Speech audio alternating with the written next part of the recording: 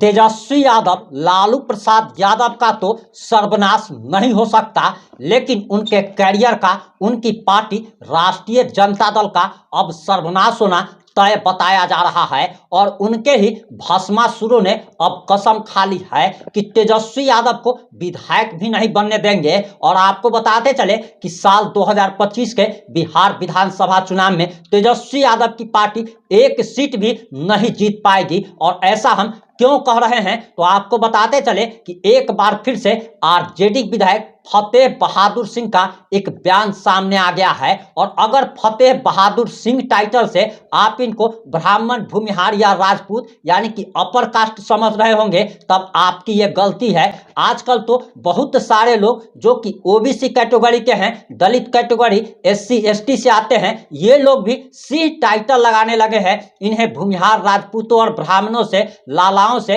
इन्हें नफरत तो जरूर है, लेकिन उनका टाइटल चोरी करने में ये लोग कोई कमी नहीं करते हैं। और आपको बताते चले कि आरजेडी के एक विधायक फतेह बहादुर सिंह का बयान सामने आ गया है। और ये वही फतेह बहादुर सिंह है जिसका साल 2023 में एक और बयान आया था और मां दुर्गा पर और मां सरस्वती पर इसने अपमानजनक टिप्पणी की थी। और मां सरस्वती के बारे में इन्होंने साफ तौर पर कहा दिया था कि एक पिता ने अपनी बेटी से शादी की है, यानी कि ब्रह्मा भगवान का और सरस्वती मां के बारे में इन्होंने अपमानजनक टिप्पणी की थी। इसके साथ ही साथ मां दुर्गा पर भी इन्होंने टिप्पणी की थी। और एक बार फिर से इनका एक बयान सामने आ गया है। और जब आप पूरा बयान सुनेंगे तब आप भी जलने लगेंगे, आपको भी आरजेडी से नफरत हो जाएगी। और आखिर पूरा मामला क्या है, पूरा मामला इस 3 से 5 मिनट की रिपोर्ट में हम आपको बताने जा रहे हैं।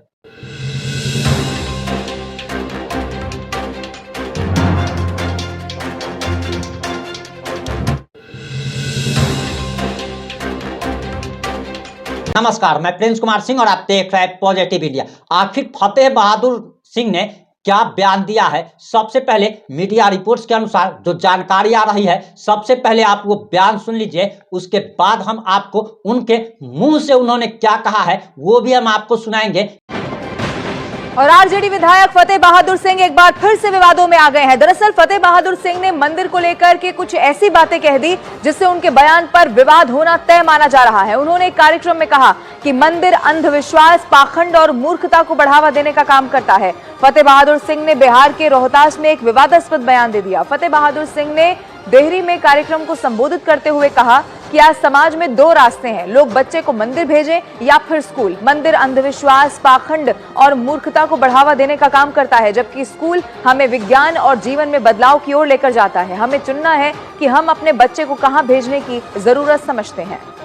मीडिया रिपोर्ट्स के अनुसार जो जानकारी आ रही है उसके अनुसार दरअसल बताया जा रहा कि आरजेडी विधायक फतेह बहादुर सिंह ने एक बार फिर से मंदिर पर विवादित बयान दे दिया है। और उन्होंने कहा है कि मंदिर का रास्ता अंधविश्वास, पाखंड तथा मूर्खता की ओर ले जाता है। आरजेडी विधायक ने कहा कि आज समाज में 2 रास्ते हैं, लोग बच्चे को मंदिर भेजे या फिर स्कूल में। उन्होंने कहा कि मंदिर अंधविश्वास, पाखंड और मूर्खता को बढ़ावा देता है, जबकि स्कूल हमें तर्कपूर्ण ज्ञान, वैज्ञानिकता और जीवन में बदलाव की ओर ले जाता है। हमें अब चुनना है कि हमें अपने बच्चे को कहां भेजने की आवश्यकता है। उन्होंने कहा कि मेरा यह कहना है कि सावित्रीबाई फुले ने जो कहा है वह अक्षरशः सत्य है। और मंदिर पर उन्होंने जो बयान दिया है उसके बाद तो बवाल मच गया है। उन्होंने कहा कि हम बहुसंख्यकों को किसी हिंदू धर्म ग्रंथ में हिंदू नहीं कहा गया है, बल्कि हमें शूद्र कहा गया है। फतेह बहादुर सिंह ने यह भी कहा